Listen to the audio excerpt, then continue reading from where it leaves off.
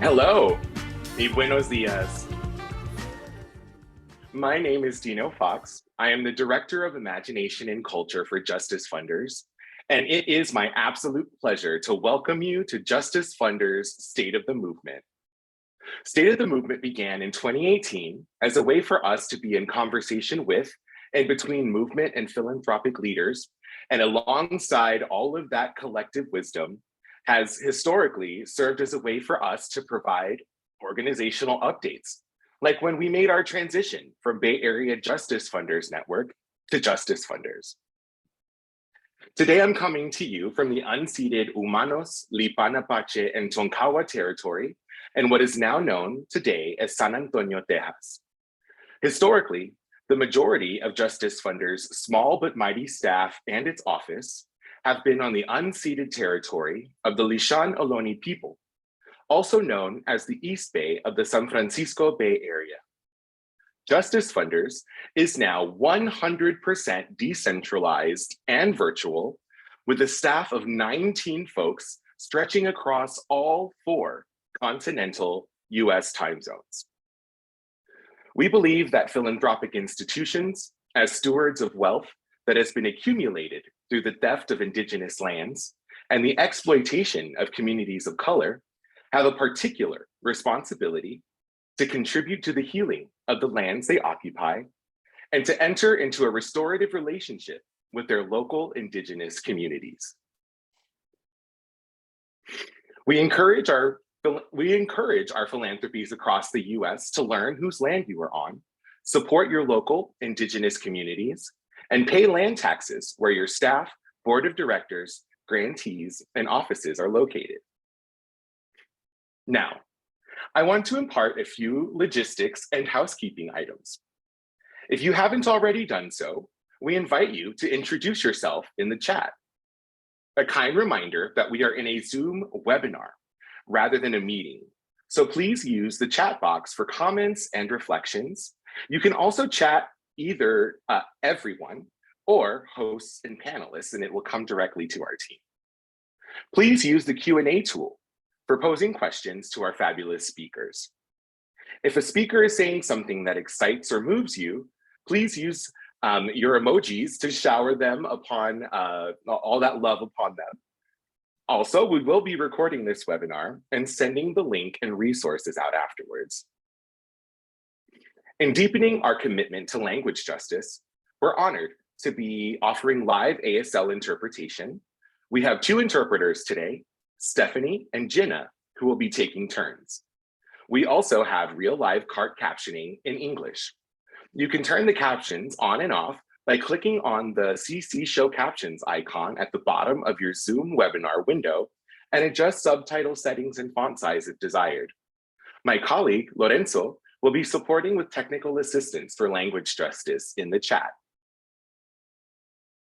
Today, we are excited to preview an updated version of one of Justice Funders' fundamental resources, Resonance.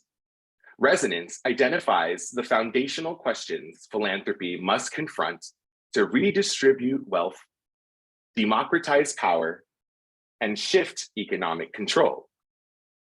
We'll begin by hearing about visionary land-based strategies with our partners from Movement Generation, introduce the 2nd edition of Resonance, move together through a somatic stretch break, dive into conversation with philanthropic panelists moderated by our own Dana Kawaoka-Chen, and wrap up with a Q&A featuring all of your juicy questions. Finally, make sure you stay until the end because we will be announcing several new opportunities during our call to action. Our speakers today are Deseree Fonetenot, co-director and collective member of Movement Generation, Numaka Agbo, CEO of the Katali Foundation and managing director of Restorative Economies Fund, Joe Rom, resourcing social movements, portfolio co-lead of Lankelly Chase Foundation, and Jasmine Gomez, co-director of Radical Philanthropy Rest. Now, it is important for me to move us on to naming the state of the movement. There is escalating urgency about our collective future. During the summer of 2023, Earth experienced the hottest days recorded in the last 125,000 years. A recent Oxfam's report suggests that we could see the world's first trillionaire in the next 10 years. While the news always seemed to stun me every time, it's no surprise that planetary collapse is accelerating alongside global wealth inequality. We are living in an extractive economy, after all, where land is commodified for wealth. From the movement to stop Cop City and defend the Wilani Forest in Atlanta, to the global movement to free Palestine, the commonalities of the extractive economy are clear. Destruction of the land, militarizing the land, and dispossession of people from the land. Grassroots movements demand that we choose a different path for our futures. We have the capacity to take action towards building worlds that hold land and relationships sacred. As philanthropic partners, it is clear supporting land rematriation efforts is a key strategy in our change work. Our partners in the San Francisco Bay Area at Sogorea-Te Land Trust explain. Rematriation is Indigenous women-led work to restore sacred relationships between Indigenous people and our ancestral land, honoring our matrilineal societies and in opposition to patriarchal violence and dynamics. It's work that centers Black liberation alongside Indigenous sovereignty as the histories of stolen land and stolen labor are intertwined. We are still learning what it means to be partners in this work, but ask that you will join us and our movement partners on this journey. We are grateful to start this year supporting Free the Land, a campaign to build the first ever ecological justice movement hub. Even more excitingly, I have the pleasure to invite Deseree Fonetenot of Movement Generation to share more about this project and the land rematriation efforts and networks she's a part of. Deseree, over to you. Thanks, Dino. Hi, everyone. Good to be with you this morning. My name is Deseree. I am the lead of our land team here at Movement Generation. Justice and Ecology Project is our tag. And I'm excited to do some storytelling with you about how we and Sogorea-Te have partnered to rematriate 43 acres of land in Bay Miwok territory here in the East Bay Hills. So with that, I'm gonna be doing next sliding. So let's go next slide. So I'm also gonna share a little bit about how our work fits into a broader landscape of land justice movements, how folks are engaging in these elements of land justice and land return, how we're taking it back, making it better, and figuring out as we go what it means to protect it forever. Next slide. So I want to start by sharing a bit about this land we're on. I'm actually calling in from right now. So this 43-acre site was held for over 100 years through the Homestead Act, which was one of the few sites remaining in this area of the East Bay that was still held in that form of land theft, where the state took a bunch of native land and gave it out to settlers in what I like to call like 1860s welfare. So that was one of the elements of the site when we first came to visit. We were like, wow, this is a very interesting unicorn of a place and is sitting in this very old form of enclosure that we want to free it from. And then the land is also located near the headwaters of Lee's John Creek, also known as San Leandro Creek, up near, for folks who are from the Bay, Sibley Regional Park. And it's a tapestry of beautiful East Bay ecosystems. We're in the middle of an ecotone, which is a transition from one ecosystem to another. So moving from the third growth redwoods up in the hills here to a mix of oak woodland into oak savanna and open grassland. It's a beautiful site. And there's 5 structures on it, including the multi-use event barn that I'm calling from. There's a single family home here, a horse stable, a parking lot, and the land was rematriated on solstice of December of 2022, right about a year ago. Next slide, please. So our vision for this site as MG, which we call Movement Generation for short, and Segorte Care for the Land in relationship, is building a movement organizing hub. We're calling it Justice and Ecology Center for now. We're in a long-term naming process for the site itself. But for 15 years, as many of you know, Movement Generation has brought together folks for strategy, for organizing, for praxis work through our justice and ecology retreats, through workshops, through building out networks like the Climate Justice Alliance with hundreds of folks. And we see this site as a place to root a lot of that work for the future. So it's going to be a space where we gather with folks for healing, for ecological connection.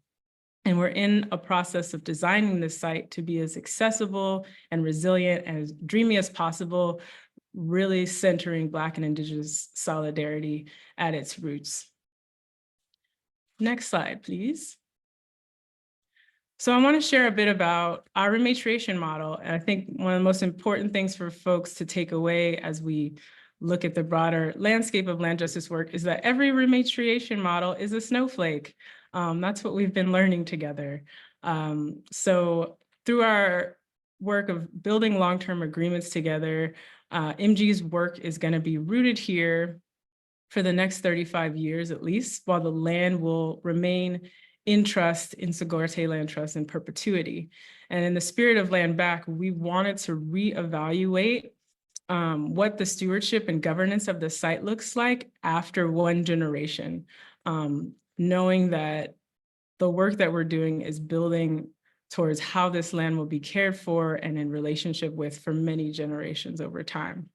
So we've been in relationship with Segorte for a long time. We got together in 2019 and had a land justice convening where we brought together folks working on native land return, folks working on housing justice, folks working on food and farmland justice, and we put together a vision of how are we seeding a 100-year vision for land justice in the Bay Area. And I like to think of this project as one sprout of the many seeds from that gathering of what we did. So as we were doing our funder organizing work and fundraising and visioning for this site over several years, we knew we wanted to rematriate out the gate, is what I like to call it. And Segorte introduced us to the site. They learned about it in 2021, brought us to see it, and the land called us into relationship with each other soon after. So that's our model. Next slide, please. So like I was saying, we're one node in a bigger tapestry of land justice work happening all over the country, but in particular, work happening within California. And this little, all these bubbles of different organizations and land back wins is just a fraction of the partners we know who are engaged actively in BIPOC-led land justice projects, either directly governing projects or supporting with the legal and technical and expertise to resource the projects. What I wanted to share that I think really builds into the connective tissue of the work happening now is this quote from an article called Learn to Burn from Bay Nature magazine in 2022. But at the gist of it, California has to burn 1 million acres a year for the next decade or so to prevent catastrophic wildfires. That's more than any single agency can manage. But if you teach 1 million people to burn an acre each, what can we do? So we're in this phase of figuring out what it means to heal with the land. A lot of the work happening, we're inheriting land that has been mismanaged for 100+ years, or has centered some extractive relations with it, or has been poorly designed in some way, right? So our land justice movements are really at the center of restoration and adaptation work we need in a changing climate. Next slide, please. And this is the moment to do it. So a lot of land is in transition right now. I wanted to lift up a few of the factoids that I find fascinating. So there's 400 million acres of farmland changing hands in the next 15 years. Faith lands or lands owned by religious organizations are also in a similar boat as land, as folks stewarding and governing those lands are aging. The average age of a nun is 80 years old, as I've learned from my friends at the Nuns and Nuns projects. Thousands of houses of worship are closing in cities and rural areas across the country. There's a lot of opportunity for us to reshape our spaces, our relationship with land, how land is used and zoned in all of these ways. And housing is another big bucket of those, where we're in a space where housing justice is also up for remaking. How do we take the block back? Next slide. So I just wanted to leave y'all with a little bit of a taste of some of the Make It Better work, which I think is the most exciting work, the work of building regenerative systems in place, the work of restoring the web of biological and cultural diversity in place. We had our first prescribed burn in November of last year, and our first big go in relationship with local agencies to start a fuel reduction work on the site and fire mitigation work to build a landscape that looks a lot more like it did 200 years ago. And at the core of this work, it's remembering our way forward, right? How are we adapting to a changing climate, and how are we taking the wisdom from our ancestors and the ancestors of this land to do that in a good way? Next slide. So if y'all want to learn more, you could visit our website at Free the Land. You could reach out to me. I'm happy to connect on all of the work that we're doing here and talk more about the budding land justice movement and networks that we're growing as we try to weave connective tissue around land back and land justice work here. So thank you for letting me open us up. And I'll pass it back to you. Thank you so much, Deseree. Oh my gosh, we are so inspired. The chat is popping off with lots of love. So hopefully you'll have a second to catch up with that. Thank you so much for sharing with us and for your work. In memory of solidarity economy practitioners Alondria Williams and Nin W. Nin, both led with the belief and analysis that a regenerative economy centering Black, Indigenous, queer, and trans people, those most harmed by the current extractive economy, will be an economy that works for all of us. Though they transition to ancestorhood too early, may their wisdom ever reverberating through the legacy of their teachings, practices, poetry, and lives they touched continue to inspire us to work towards a regenerative future where all people and our planet thrive. Resonance 2 opens with a poem by Alondria Williams, which I invite you to settle in and listen to an excerpt of. Bring your gaze into soft focus or close your eyes if that's available to you. Take a deep breath.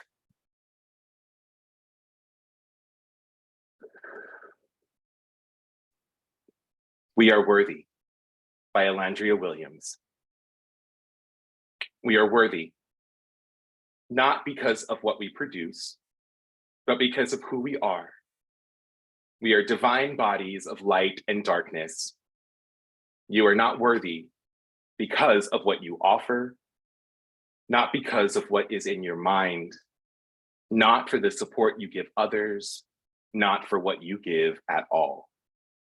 We are worthy and are whole just because. In this great turning, it is in this great pandemic, in this radical readjustment and alignment, we are not disposable. We are needed. We are the very people that have withstood everything that has been thrown at us. We are worthiness personified. I, you, and we are worthy and deserve a life where we are not always fighting for our existence. To everyone that has the courage, the power, the ability to co-create what we want and need while rooting in what we can't lose and who we are, you are the visionary. You are the hope. You are our ancestors' dreams. You are the embodiment of what we need. It is time. Embodiment time. Embodiment. Living one's values out loud. Let me every day live my values out loud. Let us every day live our values out loud, embodying our values, not the productivity quotient, beyond productivity, past productivity, true embodiment, life. In honor of Elandria, please take a moment to presence those who came before you. What dreams of your ancestors are you manifesting? Please feel free to share in the chat if you are so moved. Now, it is my great honor and privilege to introduce to you our co-executive director and moderator for our panel discussion, Dana Kawaoka-Chen. As a founding staff member of Justice Funders, Dana continues to inspire our team by encouraging us to see the world we want to see 100 years from now, after we've ushered philanthropy through a just transition. Before jumping into the juicy conversation with our esteemed panelists, she is joining us now with the launch of the next version of Resonance. Welcome, Dana. Thank you so much, Dino. I join you from the ancestral lands of the Ohlone people. Elandria's reminder that we are the dreams of our ancestors makes me think about the complex and nuanced history many of us have on this land. As a fourth-generation Japanese American, I have inherited the dreams of my immigrant great-grandparents, who left everything that was familiar to them in hopes that I would not be food insecure, that I would have a choice about my profession because I was educated, that I could choose to marry for love. I inherited the dreams of liberation from my American-born grandparents who were incarcerated on unceded Indigenous land without due process for 4 years during World War II. As a mother, I feel an enormous sense of responsibility about the legacy that I leave behind for my children. A new year is a time to set new intentions. Learning about Deseree's work is so powerful. Movements are actively freeing the land, taking properties off the speculative market, growing culturally relevant food for their communities, building systems and organizations that are cooperatively managed and democratically governed. For those of us in philanthropy, 2024 is a moment to ask ourselves, what kind of ancestor do we want to be for future generations? How are we supporting locally oriented, land-based strategies that help us build a regenerative economy? Deseree and our friends at Movement Generation have a saying: transition is inevitable, justice is not. In order for us to transform, it is important that we ground ourselves in the strategic vision that just transition movements are advancing.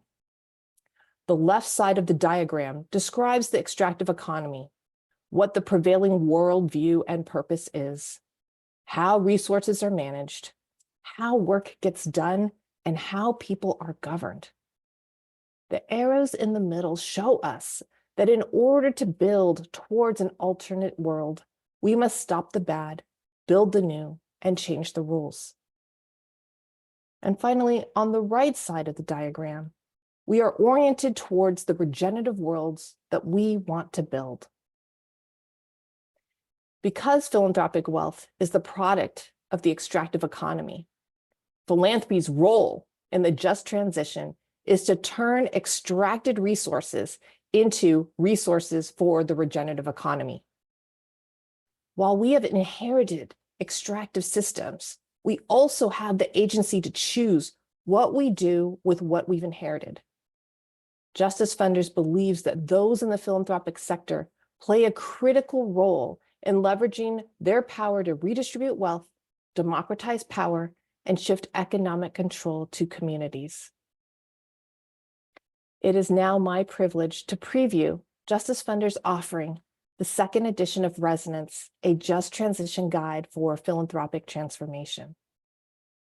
This body of work reflects the thought leadership and practice of many contributors. We appreciate their generosity in sharing their learnings in this document, and later in today's program, we'll also have the opportunity to hear directly from practitioners who are evolving our practice of restorative philanthropy. In the first edition of Resonance, we offered 7 domains for philanthropic transformation, which are still relevant after addressing strategic questions related to worldview, governance, work, purpose, and resources. One of the most significant changes in the second edition is that we translate just transition strategies to philanthropic work. On the left side of this visual, we name the implicit practices embedded in status quo philanthropy. On the right side of this visual, we list restorative practices to orient philanthropy towards regenerative futures. In the Resonance framework, we articulate the shifts that must occur in a philanthropic organization's worldview, governance, work, purpose, and resources. Beginning with our worldview, we know that colonial worldviews of consumerism and individualism have created a tolerance that inequitable systems are acceptable. Status quo philanthropy offers charity, but does not offer actions towards changing the systems that allow wealth and power inequity to exist. Moving towards regenerative world building requires us to learn from Indigenous values of sacredness and caring for all people, especially those most vulnerable. Philanthropy can demonstrate solidarity to frontline movements by bearing the costs and risks associated with transformative social change work.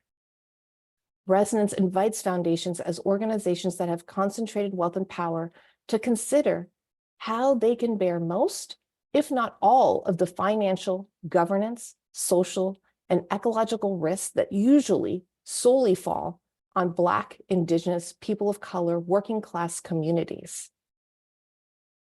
An example of what this could look like comes from Climate Justice Alliance's Reinvest in Our Power campaign, which calls on philanthropy to reallocate $100 million in endowment dollars over the next 3 years away from investments that prop up the fossil fuel industry into community-led solutions that address our interconnected economic, social, and climate crises.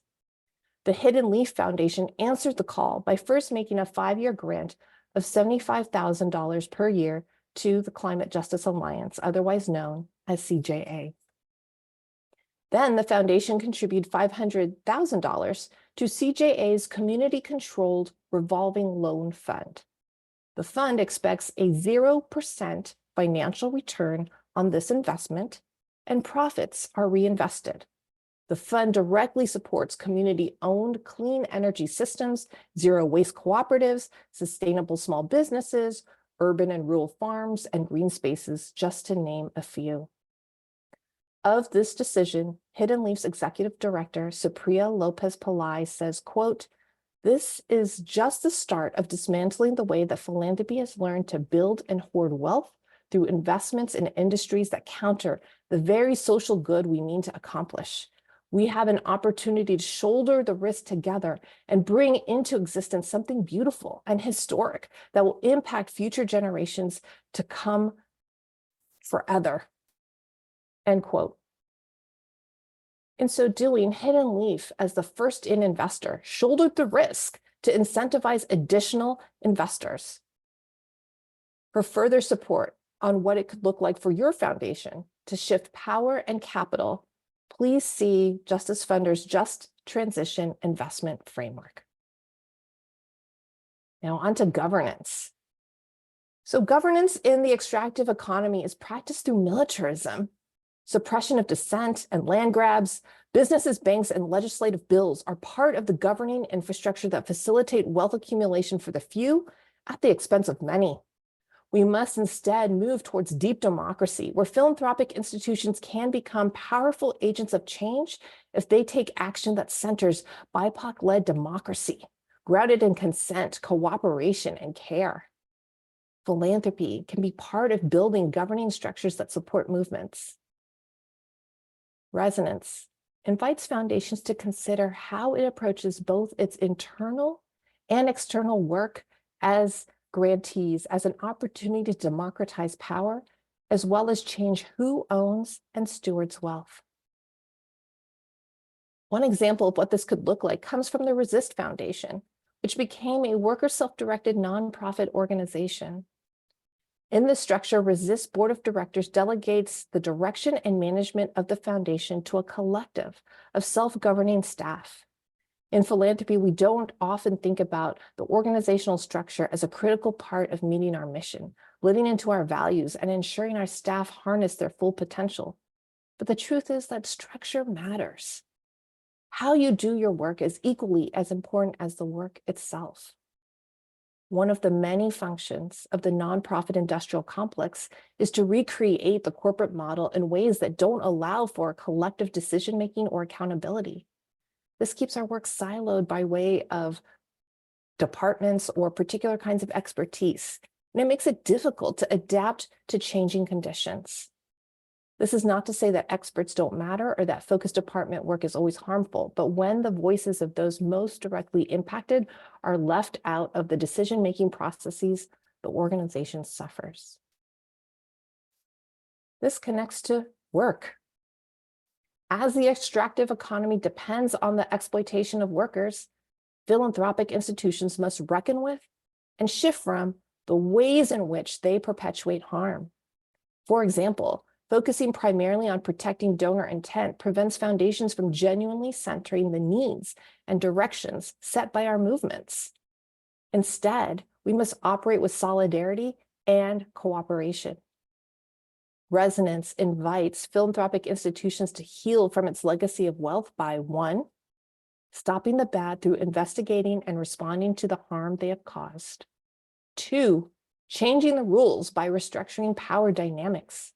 And 3, building the new by funding alternate world-building projects. An example of what this work could look like comes from the IF Foundation, who embarked on a journey of learning and reckoning with their painful and uncomfortable history, which included better understanding the foundation's origin story and the source of their endowment, and determining concrete action to rectify, repair, and redress harms. The IF Foundation is open to continue to learn more about the ways in which their history contributed to the United States' long history of exploiting Black people. The foundation is committed to ensuring that the community most impacted by their history of harm, in this case, Black people in the Washington, D.C. region, living at the sharpest intersections of the systems of oppression, are leading them in how they can heal and repair together. Which brings us to purpose. If the purpose of the extractive economy is the privatization of land and resources, then the purpose of status quo philanthropy is to maintain current systems that concentrate wealth and power. We must redefine the purpose of the economy to center ecological and social well-being.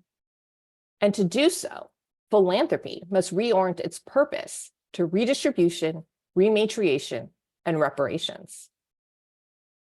An example of a foundation re-examining its purpose and changing its relationship to power over time comes from the Chorus Foundation, which recently sunset at the end of 2023. For founder Farhad Ibrahimi, the process of spending out the foundation's assets transformed how the foundation made its grants. In some cases, this change meant shifting who the foundation funded and how it partnered with grantees to better align with its purpose of spending down. In other instances, it repositioned its grant-making areas and increased the grant size. It also explored avenues to support grantees with building long-term wealth through Chorus's redistribution of resources. In terms of our resources, we know that they come from the extractive economy, of which philanthropic wealth is derived from stolen land, enslaved labor, the privatization of resources. In 2020, philanthropic institutions in the US contributed over 13 times the amount of money to extractive global stock markets as they did to all of their grant-making focus areas. Moving towards regenerative world building requires philanthropy to align all of its assets with frontline movements so that resources are collectively managed and shared.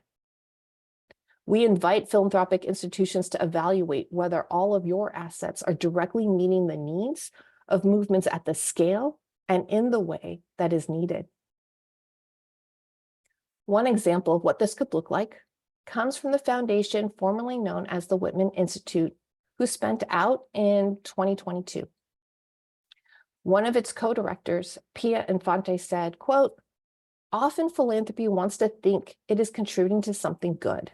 But when we stop to think about where the wealth came from, how much good are we doing versus how this wealth was accumulated?" Wanting one of the final acts of the foundation to focus on repair, Infante and her fellow co-director, John Esterly, asked the Whitman Institute's board of directors to consider a reparative stance by making a final sizable grant to the Sogoreate Land Trust. As Infante reflected on this final grant being approved, she noted, quote, "This does not right the wrongs of the desecration of sacred sites or the violent seizure of tribal lands, but hopefully moves us in the direction of reparations and repair." I invite my colleagues in philanthropy to be honest and principled in grappling with how wealth is accumulated, whether in the past or the present, and to take all the actions available in the grants, how portfolios are managed, in their advocacy, and move towards repair, end quote.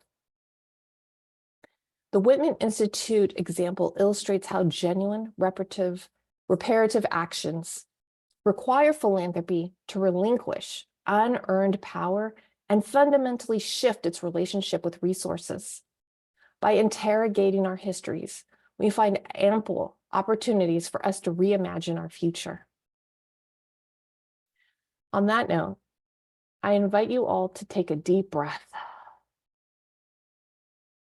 Imagine that it's 2054, 30 years from the present moment. What does this world look like? Who are you surrounded by? Do you see, feel a tangible manifestation of your legacy? What kind of ancestor have you been to future generations?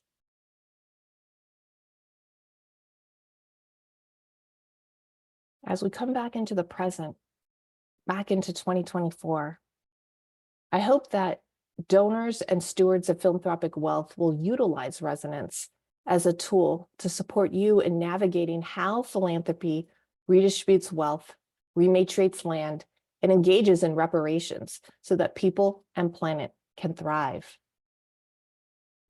We invite you to begin this journey with these strategic questions. There's no one right path towards the alternative futures that we desire to build alongside movements. Instead, what is important is that we're oriented towards the same values so that we can take actions that are appropriate to our unique positions, identities, and contexts. The examples and stories shared today will be included in the PDF version of the framework that will be shared following this program. Philanthropy, embracing just transition solutions, can influence other aspects of our economy, including public capital. which can significantly influence private capital to follow its lead.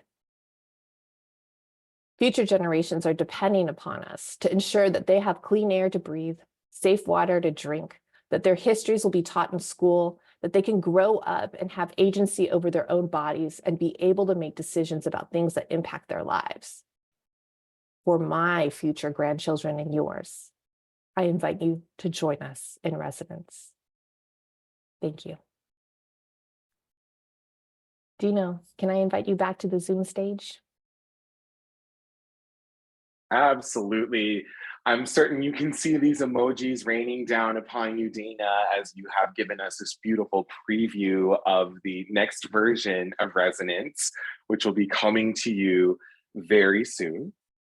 At Justice Funders, we use many tools to help us check into our bodies, regulate our nervous systems, state shift when needed, or to see if our brains are ready to do their most expansive and creative thinking.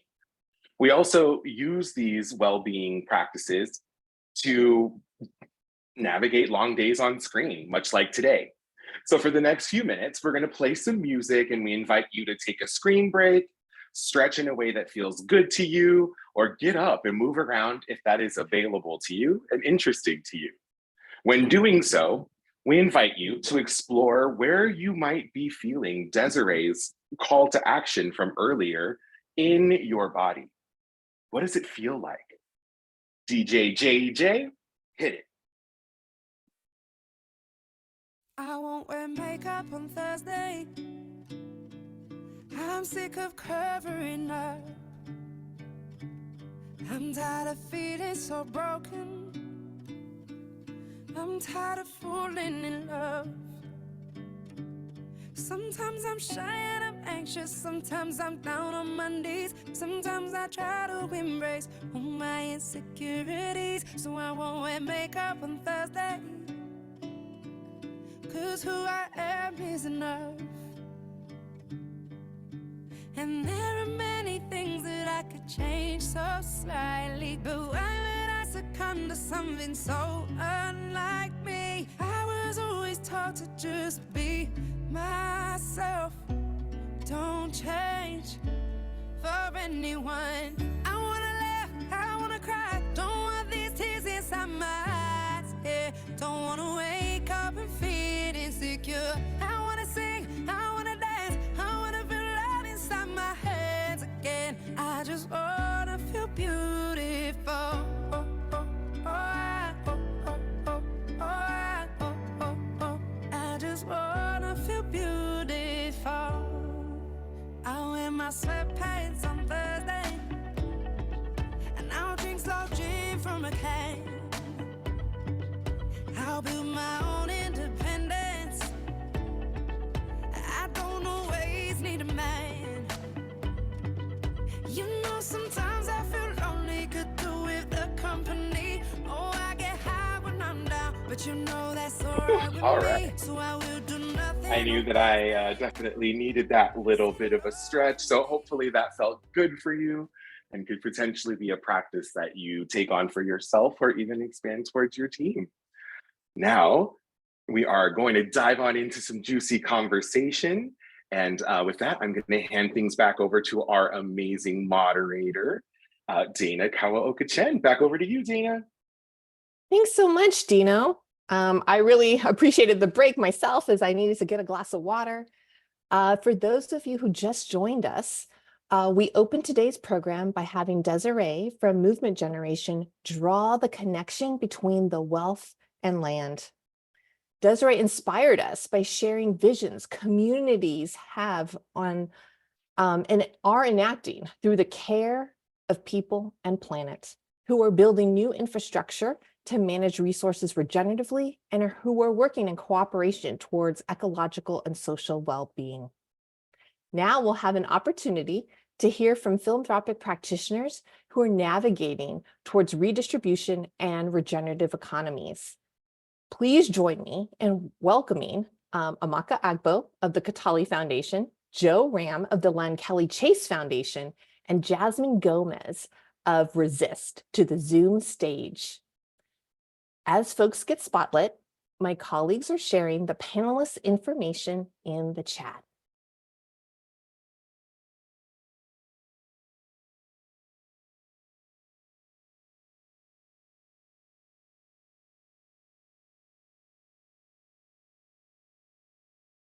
I'm so excited to be in conversation with the three of you, as so much of what we've learned about facilitating a just transition in philanthropy has come from philanthropic practitioners who've been active in their practices to reckon where their wealth has come from and to use their perch to change who owns and who decides.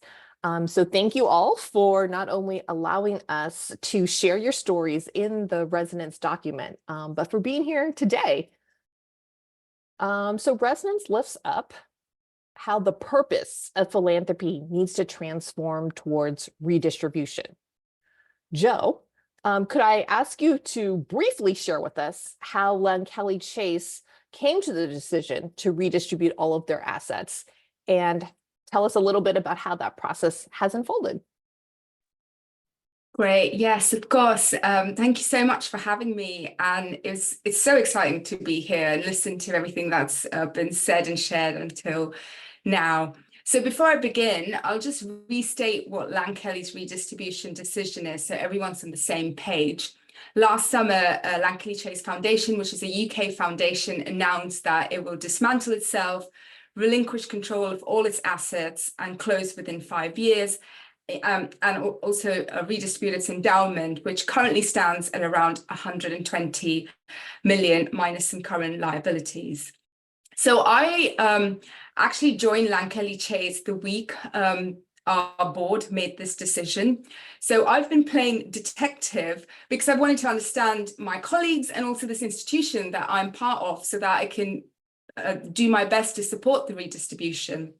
And what I've learned from my detective work is that actually many roads lead to Rome. And by that, I mean that many parallel processes were underway at Lankelly, which in their own way, unrelated to each other, actually led to this decision of redistributing. So, for example, I understand that the staff body has long been pushing for change around decision-making, and we're a funder that has devolved decision-making from the trustee board to the staff team. And in some programs, we have participatory grant making as well. And those incremental small changes around governance has created the conditions for a much bigger change to happen. Another road has been the staff team's strong relationships with grant partners. Some grant partners have been very vocal, and rightly so, in their criticism of philanthropy, the origins, who gets to make money decisions, the way decisions are made. And all of these conversations and relationships have enormously shaped Lankelly staff and leadership, and we're very relational-led funder. And another road, so to speak, has been an ongoing commitment internally by the leadership team and the staff body to internal change.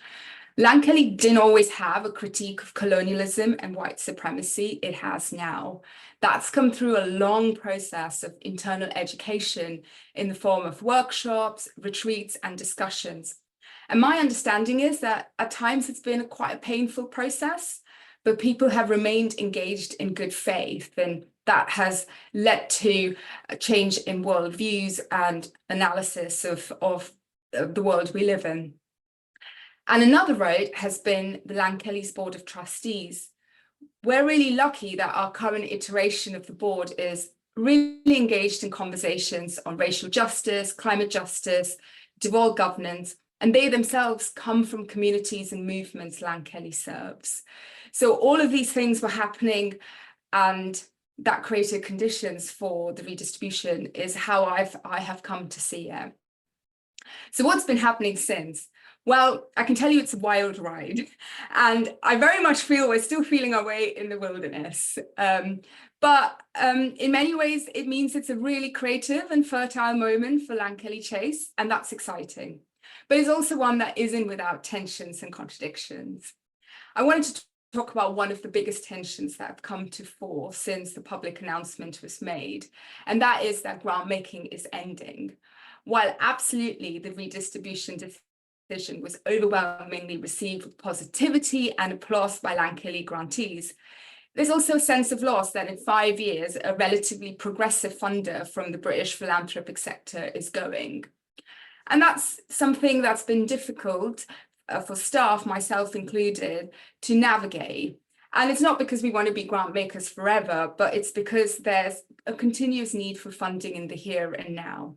But the hope and the promise of the redistribution is that what emerges will serve movements and social justice and the just transition way better than philanthropy currently does, better than even progressive philanthropy such as Lankelly-Chen can do in its iteration as a foundation. Some of the pieces of work I've been doing have been around investments and working closely with our investment director to support the redistribution. So for example, we've been looking at best practice and inspiring examples of movement stewarded and community stewarded capital. This has led us to understand more deeply about community wealth building and participatory investment stewardship processes and decision-making processes. And so the next few months, we'll be distilling some of our learnings from this research to support the redistribution. And that's actually how I ended up meeting Justice funders through this process of learning and research in the last 6 months.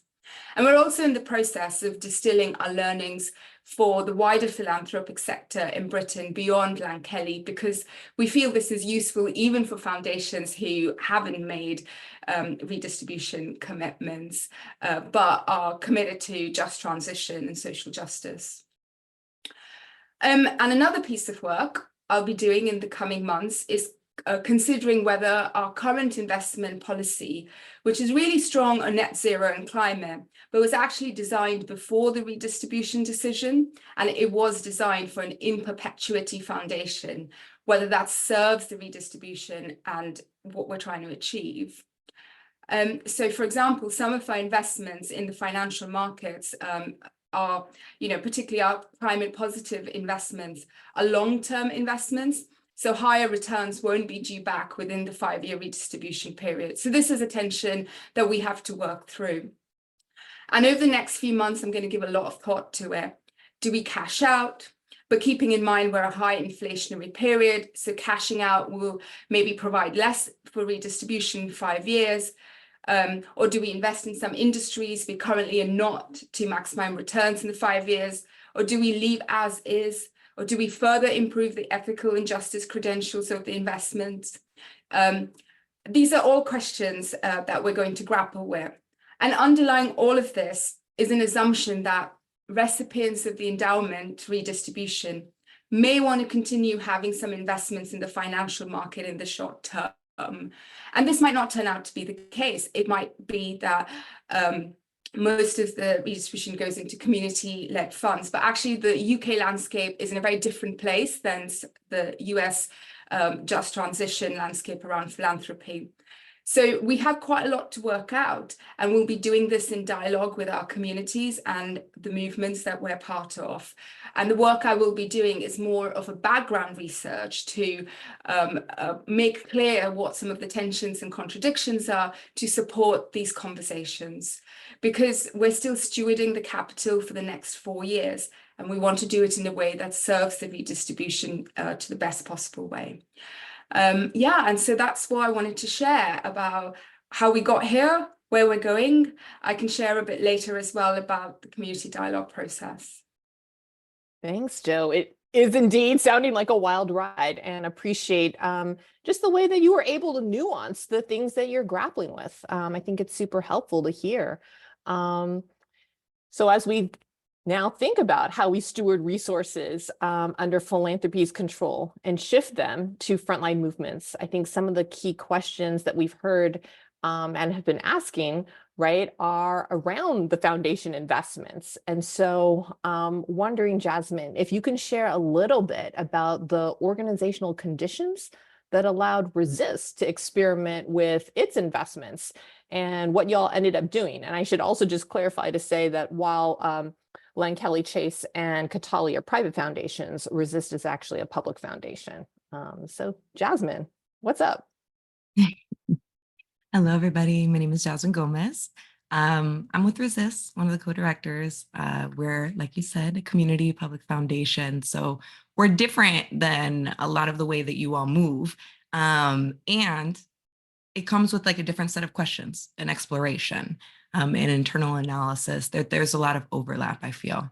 But just a little bit of context. So the decision that we made is that we took all of the money out of the stock market, every little bit that we had, including pensions, and we instead found ways to reinvest in staff and community. And so that reinvestment process has led us and through a beautiful journey.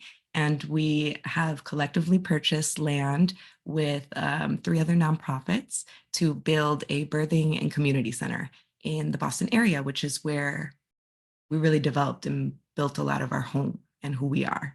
So that's just a little context of what is it that we did, you know, but how we did it, you know, it's such an interesting question because like when you're taking the steps in the process and in the journey, you don't really necessarily know how all these pieces are going to come together to allow for the situation to happen. So looking back has been like a really good process, but I feel like there's 3 categories of sort of areas of work that we did that we had to address in order for us to really make those changes as a staff.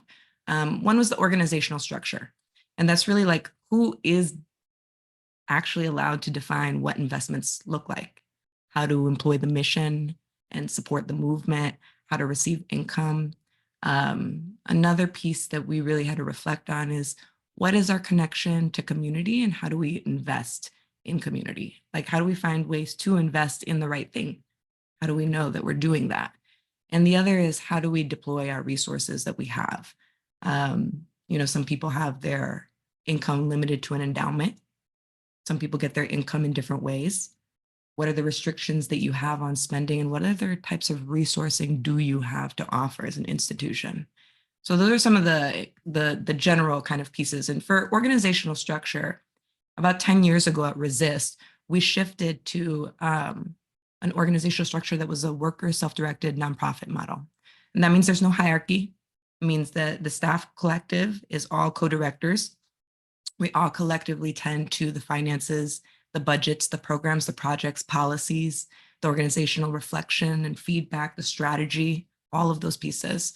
Each of us individually, there's only 4 of us, we're small, also holds distinct work and manages those works. I do radical philanthropy and fundraising. We have someone who does communications and 2 folks work with our grant panel. And so within the worker self-directed nonprofit, we have that collective staff. We also have this beautiful juicy board, and the juicy board is so lovely in how they've delegated all of their roles and responsibilities to the staff. I mean, except for the fiduciary duties, they understand that the staff is the one who's dealing with the programmatic pieces, dealing with the budget, dealing with the financing, the fundraising, everything on the day-to-day basis. And they trust the staff in large part because the staff were all BIPOC organizers with a systems change analysis and a deep critique. Thanks, Nadav. I love Nadav, sorry. And so the staff collective then really reflected ourselves and said, we need to delegate our power of grant making to a grant making panel. And each year we have a grant panel that's composed of highly respected former grant recipients, and 2 of our staff trains them. So all of this organizational structure, it doesn't only just give us more power as a staff to make decisions on how we move, but it also actually gives us more time to experiment with alternative ways of being because of the ways that we can delegate our roles to people who are more aligned. So as a result, Resist was actually able to hold a facilitator role for this collective called the Space Council, which is where beautiful organizers, healers, artists, educators, farmers all came together to think about different ways of how to utilize land and space to build new futures. And Resist was also able to start the building of the Movement Sustainability Commons, which is a like back-end nonprofit support hub, which has bookkeeping cooperative, fiscal sponsorship, fundraising support, organizational structure support. And so Resist was able to kind of really tap into community and offering resource in different ways. And that allowed us to be really invested in the community. And so that gave us time to have our connection and our investment in the community. And, by reducing that static work, delegating that power, having more time to be locally involved, we were able to sit in on all of the meetings where people were talking about their visions and their dreams to creating new space for land. And so here at Space Council, we had people talking about building a birthing center. We had several people talking about nonprofits needing different types of meeting space, retreat space, gathering space, office space, and people started dreaming in really big ways on what if we can birth new humans and new ways of being together. And birthing people can have access to these nonprofits that are building community. Healers can hold mediation and yoga for organizers and birthing people together. Everybody can share celebrations of birthing, of community wins together. And also we can share the resources, the expenses, the risks that are often held by our BIPOC crew alone. So, after hearing about this visioning and, figuring out this collective of us within the Space Council that wanted to work on making this vision come true, it was brought back to the staff.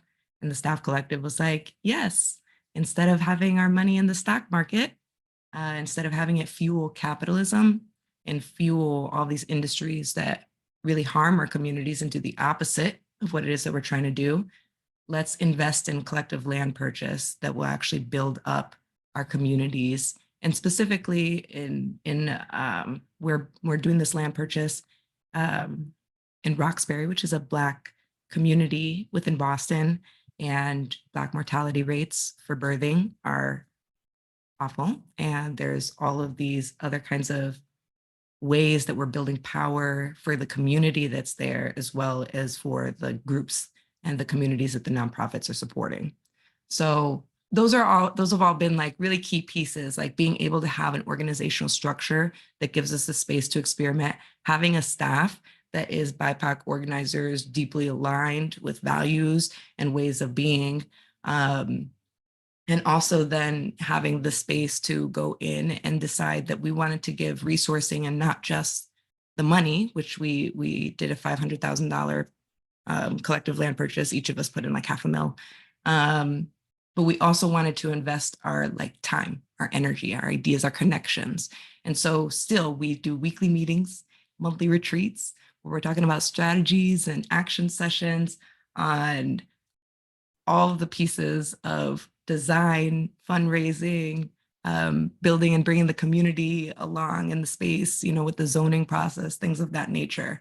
And so it's not just about dropping money into the space, but also thinking about the additional resources that you can offer and invest in community.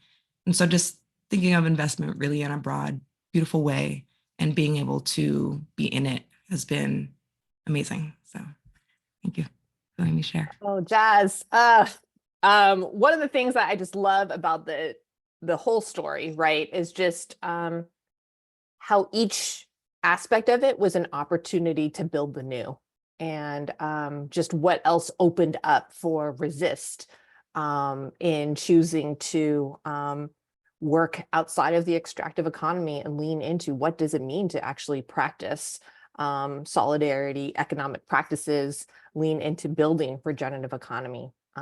Really appreciate that. Thank you. I think connected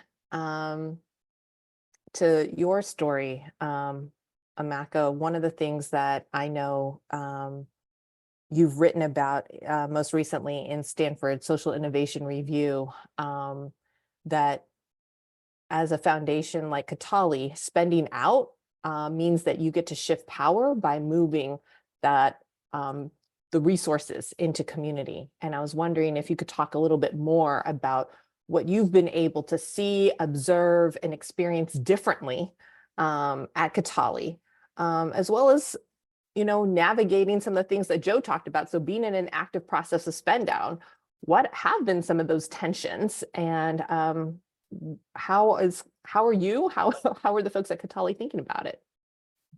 Thank you, Dana. Thank you so much for inviting Katali to be here and share a bit more about our work and our story. And I just want to lift up something that's really beautiful about how you've set up this conversation, is that you've created space for three very different foundations who may have a shared North Star, but are walking very different paths up the mountain to get to the same place. And that feels important to me because I think philanthropy has a way of claiming that there's only one way to go about doing something. And you're really lifting up that we can actually all coexist in our various strategies. And so something that's unique about the Katali Foundation is, unlike many of our other peers in philanthropy, we were founded to spend out. Right. And so from the very beginning, we knew that we wanted to figure out how to redistribute our resources back out into communities. And so something that makes this special about Katali, I think, is that we had a board from the very beginning that had done their personal work, who was already committed and had a vision for redistributing their wealth. And then we were able to kind of build a team of people who wanted to take that further, who also really understood the importance of how do we ensure that the communities that we support have access to the resources that they need to build dignified and thriving livelihoods for themselves. And so something that that I oftentimes like to just kind of break apart for people is typically sometimes people want to get into the debate of, well, do we spend out or do we exist into perpetuity? And personally, I haven't found that debate helpful. What I try to lift up is that being a spend out foundation allows us to lead with our values, and it allows us to prioritize impact and moving resources to our grantees over our need to exist into perpetuity as an institution. And so for me, the bigger questions are, is your foundation living fully into its mission, not just in the grant making side, but also on the investment side, and then the structure and the governance side, as you had kind of talked about earlier with resonance. And so from us starting as a spend out from the very beginning, it allowed us to be very specific about who we wanted to fund, how we were going to go about funding them, and what were the types of projects that we thought needed to really be out in communities. And so for us, the Just Transition framework has really anchored the work of our Mindfulness and Healing Justice program, our Environmental Justice Resourcing Collective, and our Restorative Economies Fund team. And in doing so, it has allowed us to center our belief that we want to redistribute our resources to build the political, economic, and cultural power of Black, Indigenous, and all communities of color. And we've learned that it's easier said than done, right? To figure out how to redistribute wealth in a way that actually supports communities, you have to be thinking strategically about what not only are the resources that they might need now for their projects, but how do you accompany them? What is the technical assistance?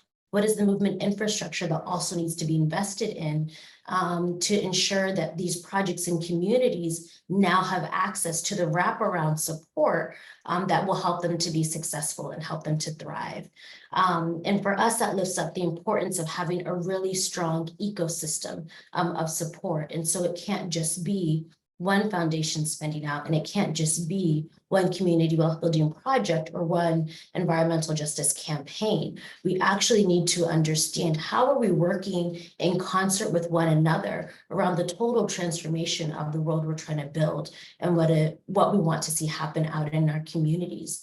And so, you know, what we have experienced, I don't know if I'd call them tensions as much as points of growth, right? Points of growth that allow us as individuals and institutions to lean more into the invitation of being as much as in integrity with our values as we desire to be. And so similar to what Joe had said about grantees, you know, pushing back on Lankelly Chase spending out because of being a progressive funder, we've also received some of those comments and some of those questions from our grantees, and it's understandable, right? Because so many social movements in the global north, in the US, rely on philanthropy to fund their work, to fund their campaigns. And so what does it mean when, as one grantee had framed it, we have a funder like Katali who gets it, And we know that they'll be leaving soon, and we know that there will be more work to do. What we try to do in that moment, right, is really invite the grantees and so many people in understanding what we hold then as an institution. And that in order for us to exist into perpetuity, it means that we would need to be invested in Wall Street, in those industries that we know so many of our communities are organizing against. And so, you know, it's a decision that it's not just for Kawaoka to make, but it's a decision around our ecosystem that is committed to a just transition to lift up.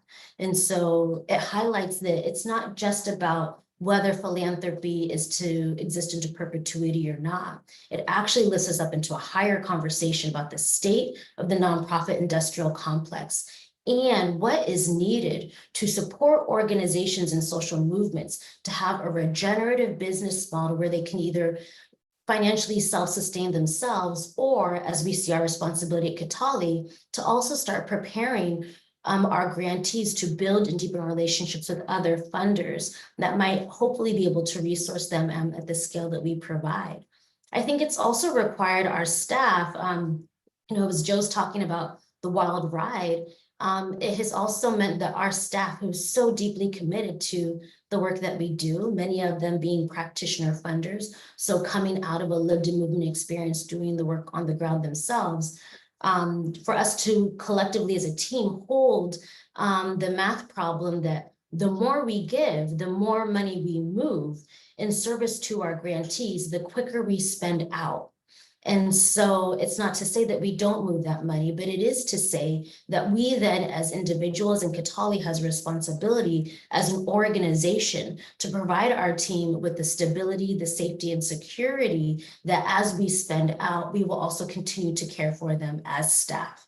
And then lastly, once again, I think the ecosystem piece. The SSIR supplement that Chorus invited many of us to contribute to really speaks to the importance of how are we as an ecosystem actually lifting up the skills that are needed to build.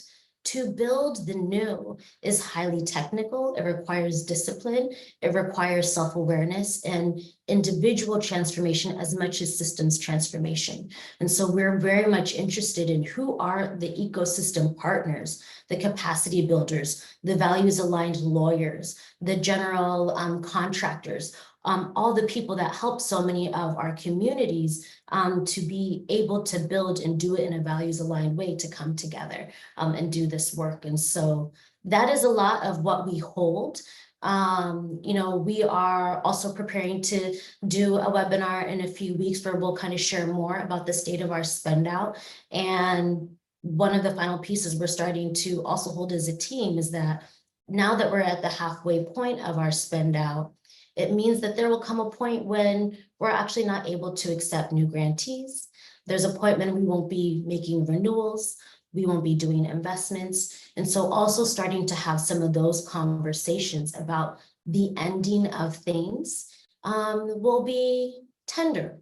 And it is also a skill that we know our social movements need to cultivate in order to be able to create space for the new. So those are the pieces that we're holding at Kawaoka, and feel really fortunate to have a team that's really leaning into all of that together. Oh, so good. So just as a, I think a weaving, what I appreciate of the many things that you lifted up, Amaka, was also Deseree's invocation at the beginning to start thinking about this work as a snowflake, that we all have unique individual beauty through this journey, and it's not going to look the same. So one of the things that I think is helpful, because I know that my colleagues are fielding a lot of questions right now about some of the technical pieces, right? So it's like, you know, as we get into like how we start doing things differently, we know that once you decide to defy convention, there's now all these other things, Amaka, that you started alluding to, from, you know, garnering support of stakeholders to figuring out new processes and practices, to doing the work alongside of both peers in philanthropy as well as community.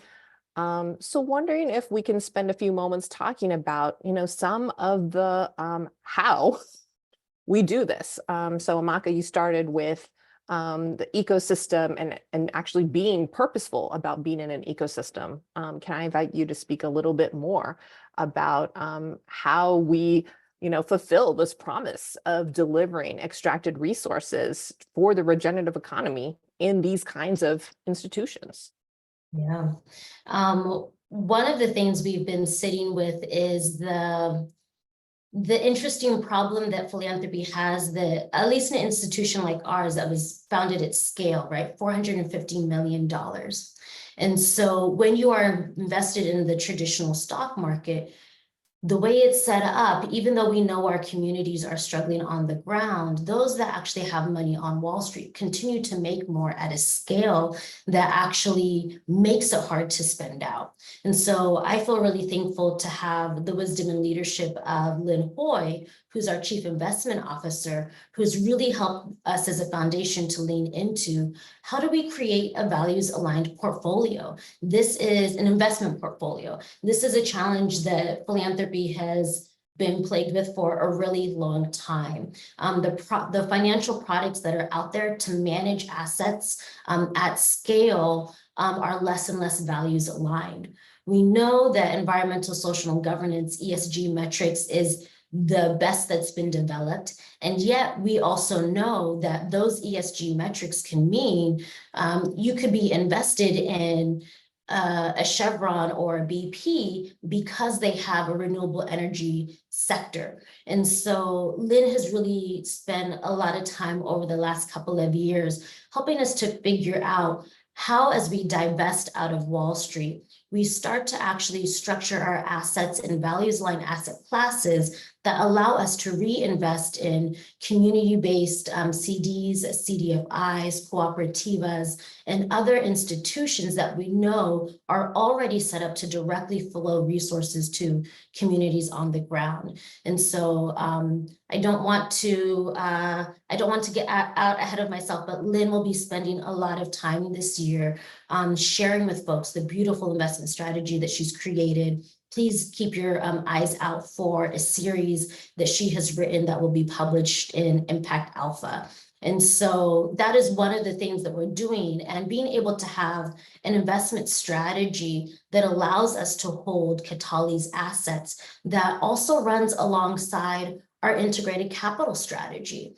When we are moving direct investments into place-based community wealth building projects, there we are learning that it takes time to ensure that our grantees and our borrowers are ready for an investment.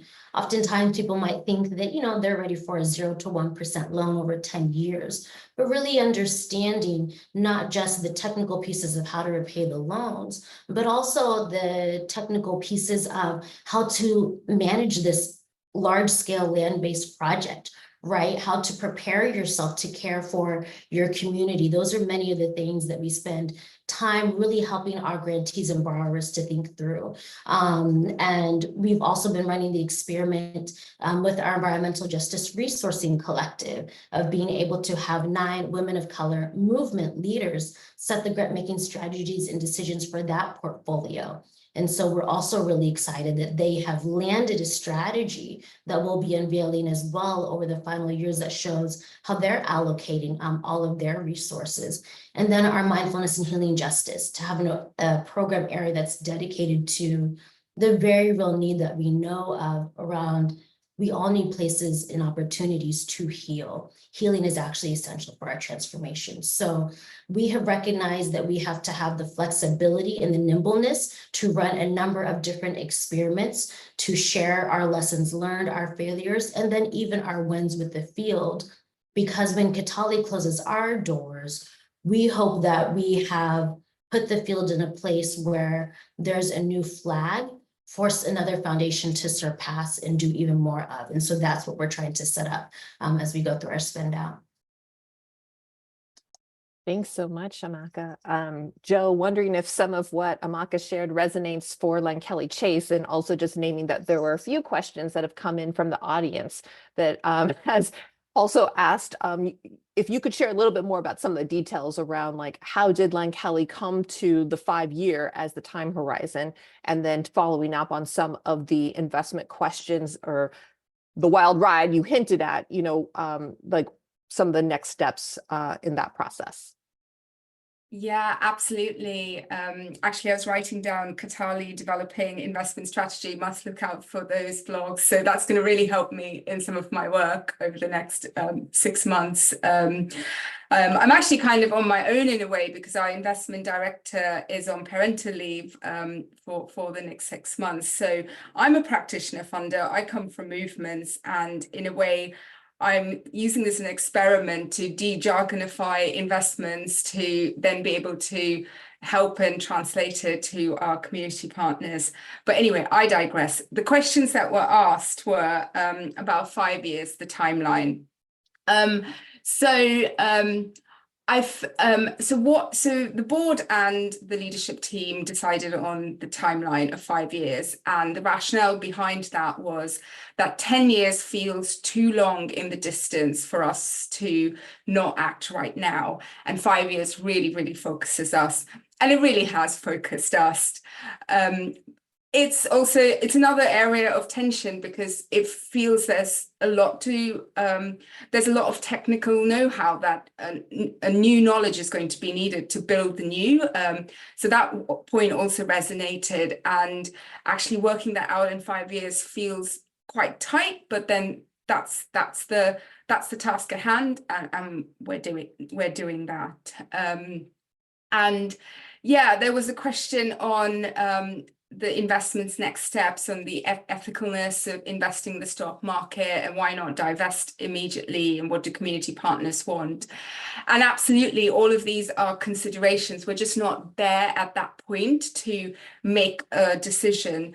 The current investment strategy that we have does need updating, because it was put in place before the redistribution decision. And to make any decision on that without further dialogue with our community partners, and thinking through these various trade-offs feels too soon. So I'm not to say that all of the options suggested about divesting from stock markets, or not divesting from stock markets, that we've just not decided which way to go, essentially. One thing that we do hear, have heard from our community partners, is a role that Lankelly could play is, for the time being, holding the money and then supporting our community members to get to a place where they're then ready to hold the money as well. So it's a bit of a dance that we have to do over the next few years to work out how best to change the current stewardship of the endowment. Thanks so much, Jo. Jazz, I'm getting a little bit of the high sign to watch for time from the team. So wanted to actually invite you, if you want to comment on, some of the processes and things that the Resist team is now having to work out in terms of actually living into, how do we create these regenerative processes? I'd like to invite you to respond to that, or if you'd like to talk more about what's next. I mean, so that was big. And so yeah, where's Resist setting its sights for next? Yeah, thank you so much. I can tackle both. So we're different, right?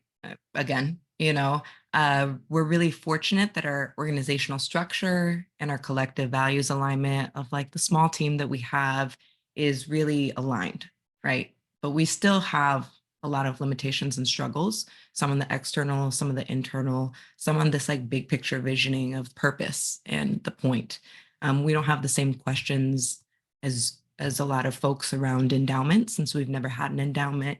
We raise funds every year. So there's this thought of, how long do we keep raising funds for? What's the gap that we're filling in the field of philanthropy right now? And what resourcing outside of money can we offer to community? And so these are constantly questions that we're reflecting on, and we're always trying to be in communication with our communities to really understand that. Also on the external level, just really frank, we're a community foundation with no endowment. So every year we have to fundraise. The only money that we're able to give out to these radical BIPOC groups, all the groups that we give to, are 100% frontline led, communities of color led, making under $150,000 a year, doing really incredible, amazing work around healing, building new critiques, all of it. And so in order to actually get them the resources, we have to fundraise. And we mostly rely on individual donors. There's not a lot of large foundations out there who are giving us money to re-grant. So it's really kind of the same sort of situation that we're seeing a lot of our other community groups dealing with, which is when the economy isn't doing well, so is the fundraising not doing well, or at least we're impacted for it. And so trying to really understand how to be authentic with ourselves and talk about our real voice and use our real voice and organize in the field while still trying to raise money, you know, on a really radical level. And then also on the internal level, one of the biggest, things that we've been having to deal with is building new worlds while balancing mental health. One of our 4 coworkers is Palestinian. I have chronic illness and generalized anxiety. We all are people of color that a lot in the world impacts us on the day-to-day. And really just trying to figure out, how do we show up for each other authentically? How do we share responsibilities? How do we know up front what capacity we have? How do we know how to step back? Are also things that are challenging for us in the process of how we're, because especially we feel like, we're in this position that we need to be doing as much as we can all the time to give to our communities. And also we need to slow down and make sure that we're tending to ourselves, because we are also the community. So there's that. And just in terms of what's next, I think in large part because of our financial position, it's been hard to think of what other experimentation we can do besides the Birthing and Community Center, which is huge, beautiful, amazing thing. That's really that's it, that's the next thing that we're trying to do, is we've got to fundraise $12 million to get it. Minus the collective that we put in, the new market tax credit, amazing people offering us 0% loans and things like that. Everyone has been incredible, and we still have a lot more fundraising to do in order to get that. So that's going to be a really beautiful practice when that happens. But then beyond that, to really plan the next vision beyond the building of that, we really have to dip deep into fundraising, and have radical communications, new websites, social media that's going to bring our online revenue increase so that we can actually do that visioning. Yeah. Thank you. Thanks so much, Jazz. And thank you all so much for not only being available to share your wisdom live with all of us now, but also again for including it in Resonance. Due to us having more things to get to, I want to just invite our audience to thank all of you for just sharing so generously and candidly with all of us, and just name that there were a bunch of questions we didn't get to. And so where we can, we will try to answer the questions that came through in the Q&A, and really just appreciate the level of engagement that folks have. Dino, I'm now passing it back to you.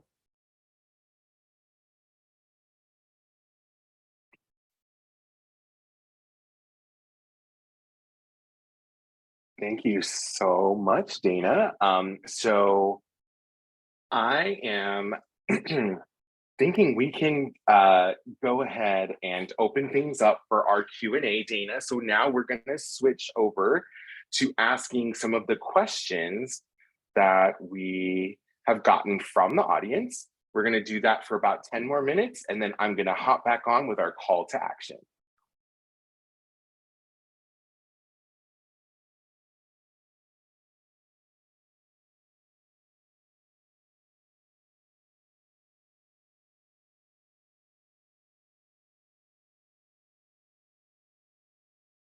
Facilitator transparency. I misread the queue. My bad. So we do have time for questions from the audience. Thank you, Dino, for the clarification. As our speakers come back into the Zoom stage, let me start with a question for Jazz. Let's see.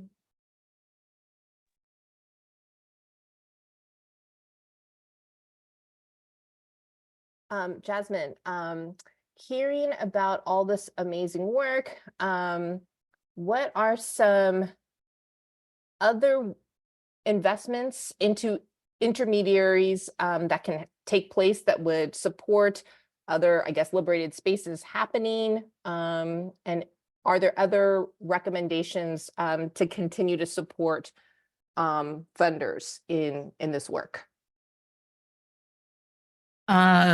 So is the question a little bit, I'm sorry, can you? Yeah. So what is the role for intermediaries Okay. in this work, and also other advice or, I guess, talking points maybe to funders in sort of decolonizing their philanthropy? Mm-hmm. Okay, wonderful. Thank you. So the role of an intermediary is something that we're constantly thinking of because we're really deeply in it. We're in that mediary. We don't have this endowment. We don't have, the ways that we're giving money on a typical basis. We are the intermediary. So we're constantly like, what can we do to actually support community in meaningful ways? And that's really how the movement Sustainability Commons, which I really briefly talked about in like my first point, came to be, which is we were like, okay, let's say Resist doesn't exist and every foundation spends down completely, right? Obviously, we hope there's enough wealth that's given to our communities that a lot will change because of the work of our communities. But what happens when if philanthropy was to not exist? How are we able to continue supporting groups? So that's where some of the pieces around technicalities and like supporting on like building that strength and those pieces came up. We had a lot of groups that didn't have a 501c3 status that wanted to be able to receive resourcing from foundations, but they didn't have the time, the ability, the desire to make that 501c3 status. So we were holding a lot of fiscal sponsors at that time. So that kind of became one way that we were, as an intermediary, playing support beyond just the resourcing. Another piece that we noticed is that a lot of these small groups, their executive director is the main person that's doing the fundraising. So they don't actually have fundraising and finance capacities outside of just like the very small staff that exists. And so it was like, what are the sort of supports that we can offer for the bookkeeping and the finance pieces of it, as well as for the fundraising pieces of it? And so one of the groups that the Movement Sustainability Commons works with is the Resource Organizing Project. And they look at how to help local and small groups sort of build up their individual donor profile by having conversations and appeals and online communications and using their sustainers as other organizers with them in the field. And so like actually building a deep, intimate relationship with the donors, and having the donors come and be involved in not like doing their work, but like seeing what their work is and advocating for them and finding more people to support them. So there's always a lot, and I think it's really rooted in what your community needs. And so for us, especially in that point, about 5 years ago, almost all of the staff was still living in Boston.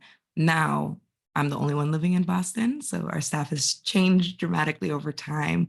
But at that time, there was a really heavy focus of like the Boston community was the one who really, helped formulate us and where we had our connections. So how can we invest there to start? And so we're constantly trying to tap into our community and just in Boston community, making sure that we're listening to what it is that groups need and say that they need, whether it's back-end support, whether it's dreaming and envisioning space, the whole range. But yeah, and I don't remember the other piece about decolonizing philanthropy. I know that any advice that you found worked for you? Yeah, I mean, so there's a million different frames in which you can talk about like the need for philanthropy to not exist anymore. There's a more critical critical legal analysis of looking at the last 100 years of laws and policies. there's decolonize analysis. They're all interrelated. It's all intersectional. So I think it really, like the way that you communicate to different funders really is based on your authentic self and your interpersonal relationship and what resonates with you in terms of the framework that you can bring. So some people really love the decolonizing wealth framework because it talks about, really getting into beyond, obviously, like what colonization, which is white supremacy, which is capitalism, which is all of these systems that have been pushed down on us, really limit us around. And this is like breaking past that. And then, yeah, I would say we've talked about the need to heal and the need for recognizing the way that money can be used as either a way to harm or to heal. And that's like a big part of decolonizing wealth and decolonizing the field of philanthropy. And so I think, that's the biggest advice that I would give is like really following your own framework and what makes most sense, but also recognizing there is a lot of beautiful frameworks that will work for your organization on how you're moving money to just get it to community. Thanks, Jazz. Joe, there's a question here that is asking if you can speak to the intentional choice that Lankelly Chase is using around redistribution versus spend out or spend down. Great, thanks. Yeah, I can't quite type and listen, so I'm sorry I haven't answered all of the questions. So thank you so much for asking this. Yes, it was very intentional. The word redistribution. Actually, initially it was wholly redistribute, but we use redistribution as a short form, and the reason is because spend down or spend out felt like. It could be just lots of grant making, but very quickly in a short period of time. And I know that that's not what all spend out models are, but some spend out models are like that. And there was a need to want to distinguish from that so that the redistribution leads to creating or supporting the creation of alternative resourcing for social justice, where the endowment regenerates. The way the redistribution is done is that in some form or the other, the ambition is that it regenerates for social justice and just transition. I'd like to point out the UK context is actually quite different from the US, and that might help to understand it. We don't have the kinds of infrastructure at scale or very many examples of funding directly into community-owned funds as there is in the US. That kind of infrastructure still needs building and supporting. Even to get money to movements, we have some fiscal hosts. Of course, there are some examples, but we don't have enough that doesn't put charity laws on the on movements and community groups. So what I'm trying to say is that so much infrastructure to transfer the money from foundations into communities doesn't quite exist in the same way it exists in the UK as it does in the US. And so the using the language of redistribution has in a way put an intention to build that infrastructure rather than simply giving lots of grant funding and doing the status quo. I'm sure people will have lots of reasons to critique that and disagree with that, but that is where the foundation landed with the choice of words. Thanks, Joe. And at this point, I do need to pass it back to Dino. So I want to just thank you all again so much, Jasmine, Joe, and Amaka for joining us today. And Dino, back to you. Thank you so much. And thank you for that amazing, transparent facilitator moment, Dana. I always got your back. So grateful for this juicy conversation. Thank you. Now, as Dana mentioned earlier, the latest edition of Resonance will be coming soon to your inbox. We will be sending a follow-up email and a link to today's recording, as well as to Resonance. We are excited to announce a new series of trainings that will cover the fundamentals of philanthropic transformation using movement principles and tools. These will be 3-hour online training sessions. Topics include stifled philanthropy and history of philanthropy, movement frameworks for philanthropy, introduction to just transition investing, and just transition and untethered imagination. We encourage participants to attend the entire series. However, registration for individual trainings is also available. Check out the link in the chat for more information.